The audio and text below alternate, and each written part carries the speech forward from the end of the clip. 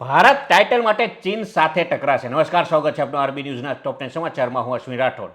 ભારતીય hockey team Asian championship ટ્રોફીની ફાઇનલમાં ચીન સામે ટક્કર થશે. વંદે ભારત મેટ્રોનું નામ બદલાયું. હવે નમો ભારત રેપિડ રેલ નામથી ઓળખાશે. ગોલ્ફ ક્લબની બહાર ડોનાલ્ડ ટ્રમ્પને મારવાનો ફરી પ્રયાસ. ચીનના સાંઘાઈ શહેરમાં બેબિંકા વાવાઝોડાએ મચાવી તબાહી. રાહુલ ગાંધી ઉપર સૌથી મોટો શાબ્દિક હુમલો. દેશનો નંબર 1 આતંકવાદી ગણાવતા કેન્દ્રીય મંત્રી રવનીતસિંહ બિટ્ટુ. પાકિસ્તાન પોતાની ડૂબતી અર્થવ્યવસ્થા બચાવવા માટે વિશ્વ બેંક, IMF અને એશિયન ડેવલપમેન્ટ દરવાજા ખખડાવી રહ્યું છે. તો સામે પાકિસ્તાનને એશિયન ડેવલપમેન્ટ બેંક પાસેથી એવી સલાહ મળી કે તમે ભારત પાસેથી કંઈક શીખો.